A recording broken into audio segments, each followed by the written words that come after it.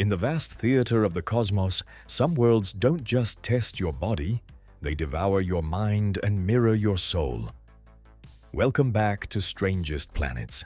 After their chaotic escape from the thousand moons of Muna, the wormhole tears open once more and hurls Sibyl and Steve into a realm that defies every law of existence.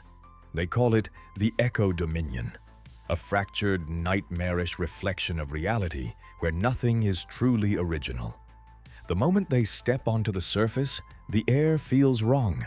A constant, low, discordant hum vibrates through their bones, like feedback from a dying speaker.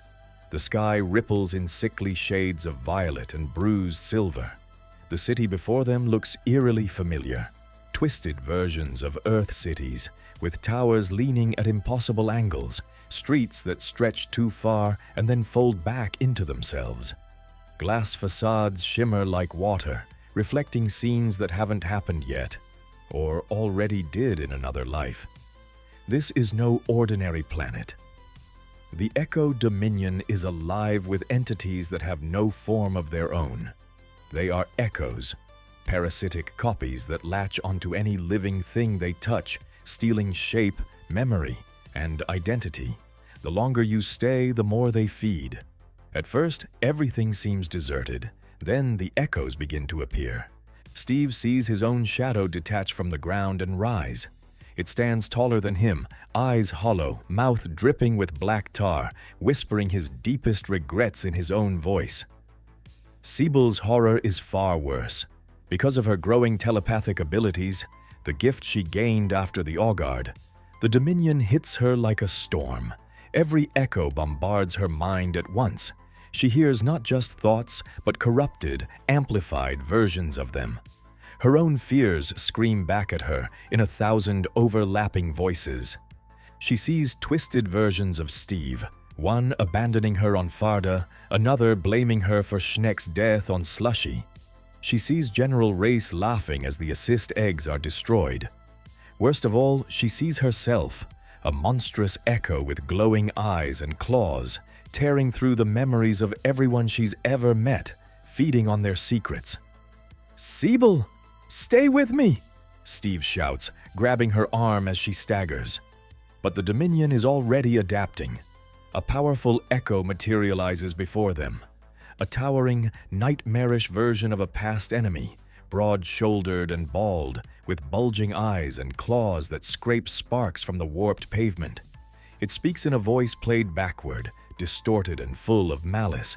The echoes don't just copy bodies, they rewrite reality itself. Streets shift, gravity flickers, memories become physical threats. Sibyl collapses to her knees as wave after wave of false memories assault her. Moments where she failed Steve, where she let the assist eggs die, where she betrayed humanity to Mirga.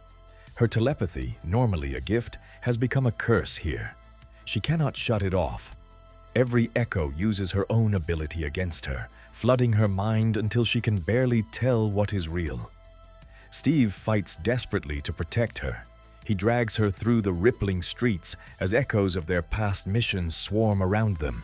Monstrous versions of Schnecks, of Yompan, even of the gentle bunny-like aliens from the tunnels. They claw at their suits, whispering failures, regrets, and fears. In a moment of clarity, Sibyl remembers something from one of their earlier missions. A small, folded piece of paper from a child they once encountered on a distant world. A simple drawing of a glowing door. She clutches it tightly, focusing every ounce of her will on it. As the echoes close in and the Hiroto-like monster lunges with razor claws, Sibyl tears the paper straight down the middle. Reality screams. A jagged fissure of brilliant light splits the air. The Dominion convulses. The echoes shriek in fury, their stolen forms unraveling like smoke in a hurricane. The monstrous versions of themselves dissolve as Sibyl and Steve hurl themselves through the tear. They collapse back onto the floor of their lander, gasping. The hum is gone. The air is clean, but both of them are shaking. Sibyl sits in silence for a long moment, staring at the torn paper in her hands. Her voice is barely a whisper. They knew everything, Steve. Every fear, every doubt.